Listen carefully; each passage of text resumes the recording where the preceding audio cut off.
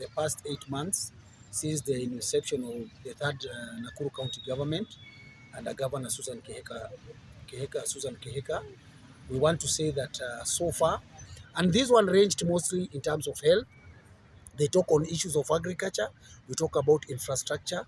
We look at issues of trade in terms of they want to improve their investments within the small enterprise medium businesses. They also look at issues to do with public service. How are they motivated? Are they working towards achieving the agenda of Governor Susan Kihika? And also we look at the education.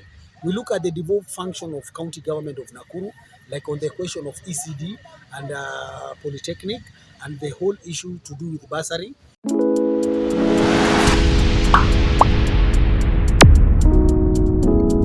My name is Benson Macharia.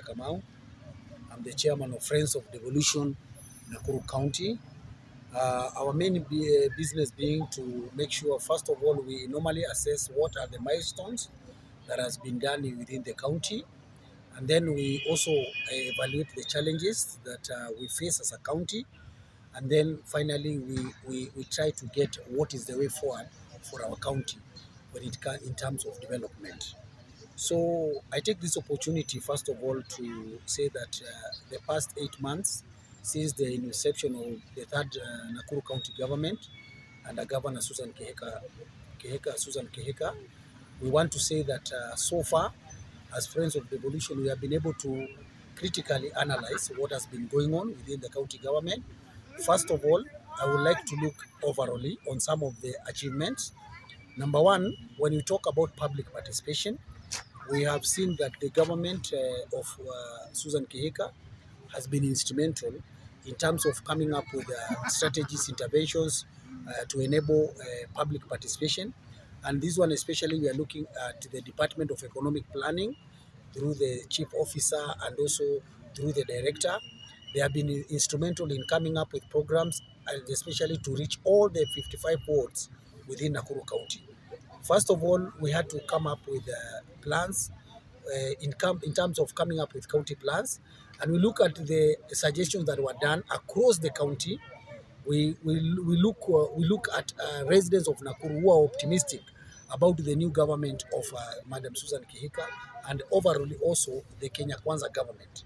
Because as Friends of Devolution, when we look at all the wards from Kuresoi, from Kiptororo to Maimahio to Waseges on the other end, and also to Mount Narok the other side, I think we can say that so far the plans that were done within the wards in collaboration with our members of the county assembly, it was well.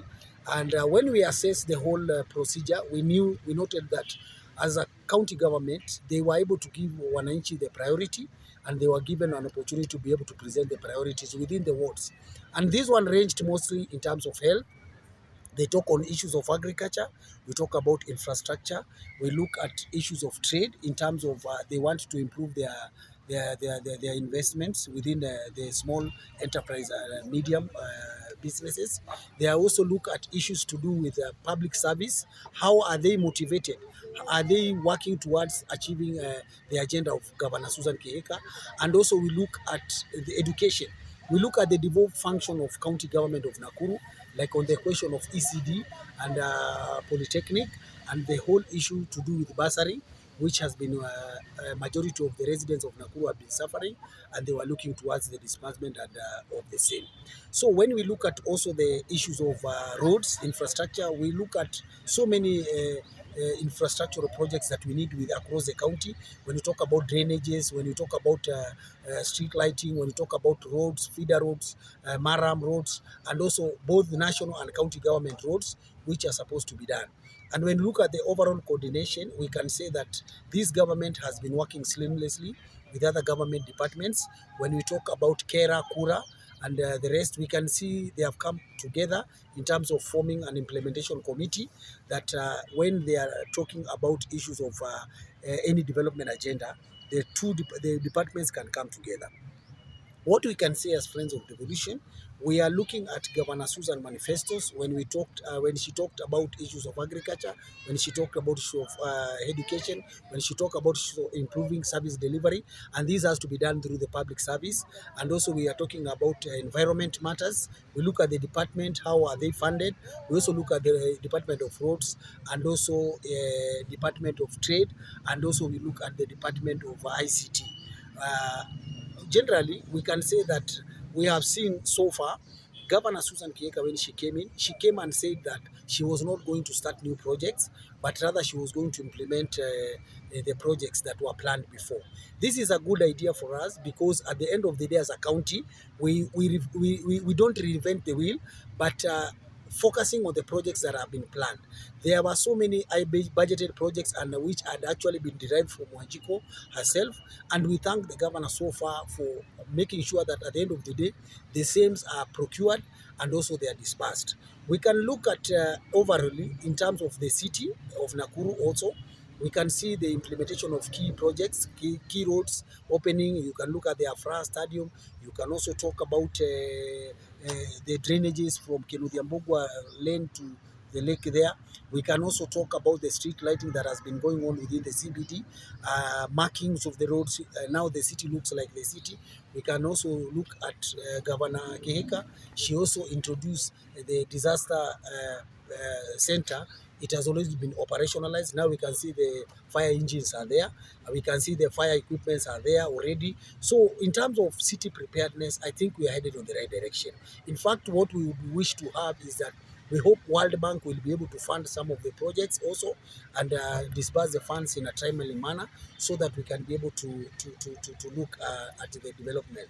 We are also hoping that so far, even the procurement department through the Department of Finance, we have seen the way they have also opened the portal so that each and every individual within Nakuru County can be able to access tenders. It is not just a reserve of the few where we can say it's just only about the cronies, but at the same time we like the way the openness that has been exhibited by this county government. Also in terms of service delivery, when you look at the intervention she has done, even to be able to boost the morale of the workers of the county government of Nakuru, we are happy. Even for the first time, the county government staff had a meeting. We also were very able to get reliable information that actually what she promised them is being implemented, and we thank Governor Kihika for all that. We also want to say that in terms of payment, recently we have seen that she gave a directive that all the pending bills amounting to almost 1.5 billion to be paid. We know that this has been a problem within the county. Many contractors were suffering. Many contractors also had not even been able to meet their financial obligation. Many businesses were also suffering because some of those who had taken loans, material from there and to pay later, they were actually suffering. So we laud the governor for making sure that she gives that opportunity, that she comes out forward and say that this money has to be paid. We are also happy that all the pending bills, and especially those which were verified by the pending bills committee, that have been so far paid, and we hope that by the end of the financial year, she will have cleared all the amount of money that is owed to all our contractors. We are also happy that also at this particular time, the money has been released from the National Exchequer to Nakuru County. We hope that we will be able to implement immediately the projects so that at the end of the day, we as a county, we can say really we have been able to utilize money so that we don't return the funds to the national government. We just want to say that as a Friends of Devolution, as a part of the way forward, we would wish that the governor actually make sure that the procurement department is enhanced, so much expanded, so that at the end of the day, contracts can be done and also can be achieved in time. Also, we want to laud the governor also that even during this coming financial year, that she also plan for all the staff so that she can boost their morale in terms of their basic salaries and wages so that they can also boost the way they work. We want just also to advise the governor that she should not be distracted by those people who have been coming to distract her government by trying to bring some side shows about the leadership of Governor Kihika. What we know as Friends of Devolution is that we take time. We have to evaluate. After 6 months, we'll be giving a scorecard to the county government of Nakuru on their performance, implementation, and all that. But also, we would urge the county governor also to enhance the audit section so that we reduce risk in terms of county government losing money and public as a whole. Let us have just like there are economists in all the departments, we would wish that also auditors will be stationed in each and every department so that they can continue checking on the pilferage. And so far, there are also other so many financial interventions that has been done by the county government of Nakuru, which we feel is okay. So far, Nakuru has not been hit by a delayed salary. We continue to thank her for all that she has been able to do.